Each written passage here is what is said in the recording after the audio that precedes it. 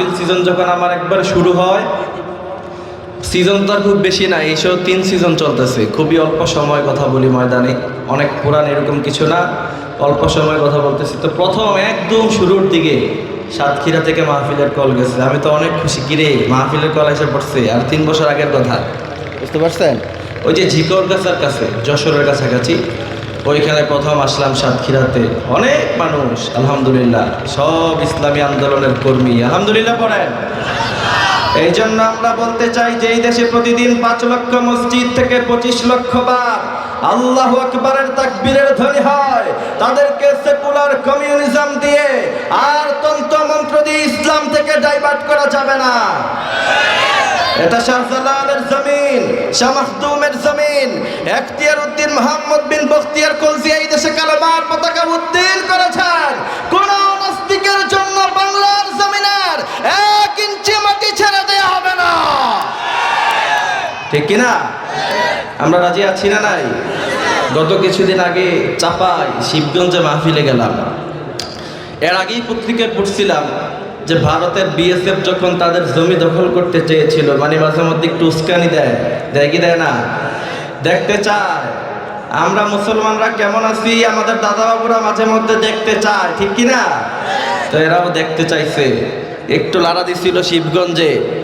আর বাংলাদেশের সাধারণ মুসলমানেরা প্রমাণ করে দিয়েছে, খেটে খাওয়া সাধারণ জীর্ণ শীর্ণ চাপায়ের মানুষেরা প্রমাণ করে দিয়েছিল বাংলাদেশের বিজিবি বিডিআর আর্মির সাথে বিএসএর মোকাবেলায় বাংলাদেশের সাধারণ কৃষকেরা দা আর কুড়াল নিয়ে হাজির হয়ে প্রমাণ করেছে আমরা সেই জাতি, যেই জাতির সাহাবারা 3000 সৈন্য নিয়ে 3 লক্ষ রোমানদেরকে তসতস করে দিয়েছিল। আমরা সেই জাতি, যেই জাতির নবীজি পেটের মধ্যে খাবার না থাকার কারণে পাথর বেঁধে জিহাদের ময়দানে ঝাঁপিয়ে পড়েছিল। সুতরাং সাতক্ষীরার ময়দান থেকে ঘোষণা দিতে চাই, 120 কোটির মোকাবেলায় বাংলাদেশের 18 কোটি মানুষের প্রয়োজন নাই, আমার মতো 3 লক্ষ যুবকেরা যথেষ্ট হয়ে যাবে।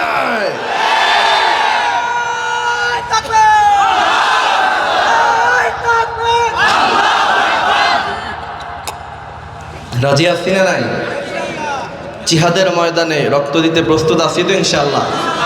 আল্লামা সাঈদীকে যখন জেলখানায় বন্দী করা হয়েছে, যখন তিনাকে বলা হলো যে ফাঁসির কাস্টে ঝোলানো হবে, সবচাইতে বেশি আন্দোলন করছে কোন জেলার মানুষ? আরো জোরে বলেন। সাতক্ষীরার মানুষ শহীদ হয়েছে। কোন জেলার মানুষ? সাতক্ষীরার মানুষ।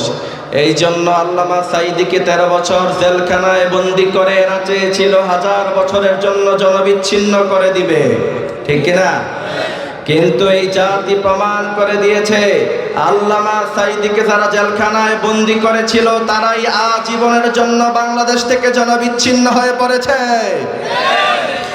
এই জন্য নতুন প্রজন্মের ছেলেদেরকে বলতে চাই, সোনার ছেলেরা তোমরা শুনে রাখো, মিডিয়ায় পত্রিকায় কভার করা হয়েছিল আল্লামা সাঈদী রাজাকার ছিলেন, কিন্তু আল্লামা সাঈদী রাজাকার ছিলেন না, তিনি ইসলামী আন্দোলনের কর্মী হিসাবে শহীদ হয়েছেন।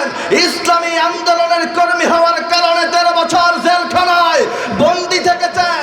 ফ্যাসিস্ট সরকার নব্য ফেরাউন শেখ হাসিনার সামনে 1 সেকেন্ডের জন্য মাথা নত করে না। বলতে চাই আল্লামা সাঈদীর উত্তর শুনিরা আমরা এখনো পর্যন্ত বেঁচে আছে। নব্য ফেরাউন হাসিনাকে বাংলার জমিনে জীবনে আর কোনোদিন ঢুকতে দেয়া হবে না, হবে না, হবে না। আর যদি বাংলার জমিনে আসতে চায় 18 কোটি মানুষ নিয়ে এয়ারপোর্ট ঘেরাও করা হবে। রাজি আছো না নাই? আর যদি বাংলার জমিনে কোনো বানচাল করতে চায় 18 কোটি মুসলমান, আল্লামা সাঈদী যেমন শহীদ হয়েছিলেন জিহাদের ময়দানে আমরা প্রত্যেকে শহীদ হতে চাই। কে কে রাজি আছেন রক্ত বিলিয়ে দিতে? দুহাত তুলে আল্লাহকে দেখান।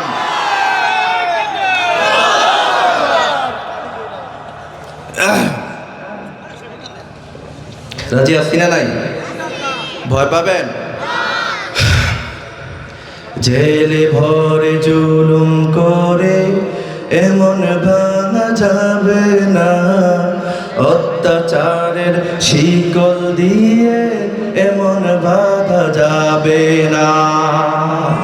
ঠিক কিনা? এই জন্য চলেন আর খুব কথা না বাড়িয়ে, আমাদের সাতক্ষীরার মানুষের একটা সমস্যা আছে, যখন কোরআন থেকে সরাসরি তাফসির করি অনেকের কাছে আবার একটু ভালো লাগে না। কিন্তু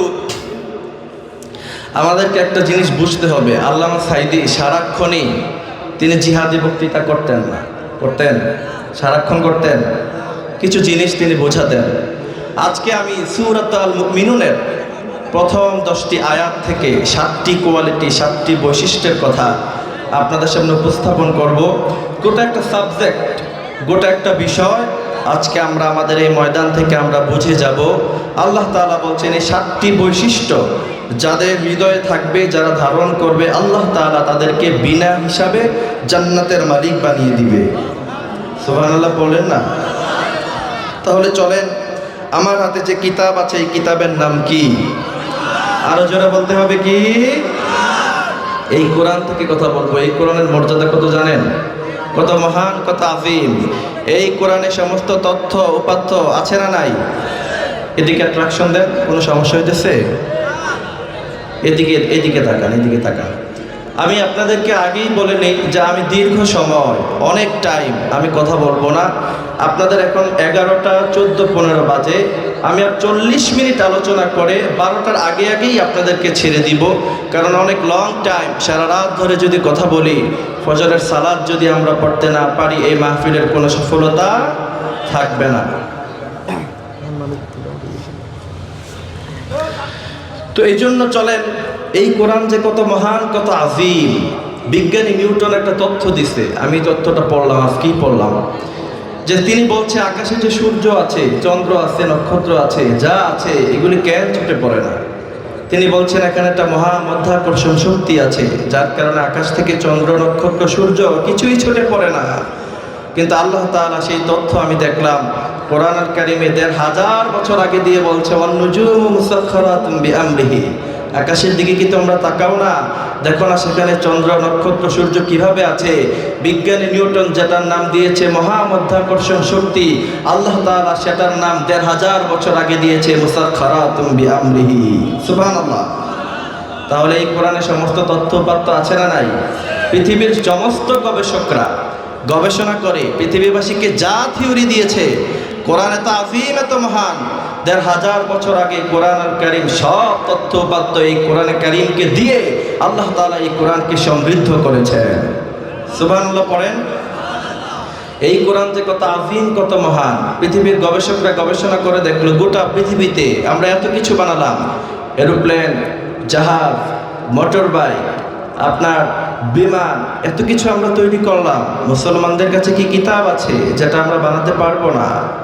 এরা গবেষণা করলো, তাদের সবচেয়ে পাওয়ারফুল কম্পিউটার, ক্রেসো পারন কম্পিউটার তার নাম, যেটা আমেরিকার মিলিটারি বাইজে ইউজ হয়, সেখানে তারা কোরআনে কারীমের ১৫০০ বছর আগের যত তথ্য উপাত্ত ছিল সব সেখানে রাখার পরে প্রশ্ন করলো, বলো তো দেখি এমন সুন্দর সাবলীল ভাষা, এত তথ্য দিয়ে, এত উপাত্ত দিয়ে আমরা একটা কোরআনের মতো আরেকটি কিতাব রচনা করতে পারবো কিনা? কম্পিউটার বলছে ইয়েস পারবা, তবে তার জন্য তোমাদেরকে বেঁচে থাকতে হবে অক্টোলিয়ান ইয়ার্স। গবেষকরা গবেষণা করছে একক, দশক, শতক, হাজার, লক্ষ, নিযুত, কোটি, মিলিয়ন, বিলিয়ন, ট্রিলিয়ন, তারপরে অক্টোলিয়ান ইয়ার্স। পৃথিবীর কোনো মানুষের পক্ষে বাঁচাও সম্ভব নয়। কোরআনের মতো আরেকটি কোরআন রচনা করা দ্বিতীয়বার পৃথিবীর কোনো গবেষকের পক্ষেও সম্ভব নয়। সুবহানাল্লাহ বললেন না? তাহলে এই কোরআন কত আযীম, কত মহান। বিশ্বনবী বলছেন আমি আসার 2000 ইয়ার্স আগে, ২০০০ বছর আগে পৃথিবীতে এসেছিলেন সাইয়েদনা ইউসুফ আলাইহিস সালাতু ওয়াস সালাম। সাইয়েদনা ইউসুফ আলাইহিস সালামকে তিনার ভাইরা কুয়াতে ফেরালেন, রাষ্ট্রপ্রধান হলেন, অনেক কাজ হলো। বিশ্বনবী বলছেন আমি আসার ২০০০ বছর আগের ঘটনা আল্লাহ তাআলা কোরআনুল কারীমে এত চমৎকারভাবে বলেছেন। আজকের এই প্রোগ্রামটা বিনের পুতা, নাম কি? বিনের পুতা। এই গ্রামের আজকের এই মাহফিলটাকে আপনি যদি 1000 বছর পরে আল্লাহকে বলেন, আল্লাহ আপনি আমাদেরকে এটা লাইভ দেখান, আমরা দেখতে চাই। ওই যে জুবায়ের ভাই এসেছিল, আমরা বসা ছিলাম, কেউ বুট খাই, বাদাম খাই, কেউ শুনছিলাম, কেউ উঠে যাচ্ছিলাম, এই যে অবস্থাটা, এটা আপনি আমাদেরকে লাইভ দেখান। আল্লাহ তাআলা 1000 বছর পরে জান্নাতে যেমন আপনাকে লাইভ দেখাতে পারবে, বিশ্বনবী বলছেন আমি আসার 2000 বছর আগের ঘটনা, সাইয়েদনা ইউসুফের ঘটনা কোরআনুল কারীমে আল্লাহ তাআলা ঠিক ওইভাবে লাইভ বর্ণনা করে দিয়েছে। আপনি একটু দেখেন, এই যে বাংলাদেশের মেজর ডালিমের নাম শুনছেন? শুনছেন না? মেজর ডালিম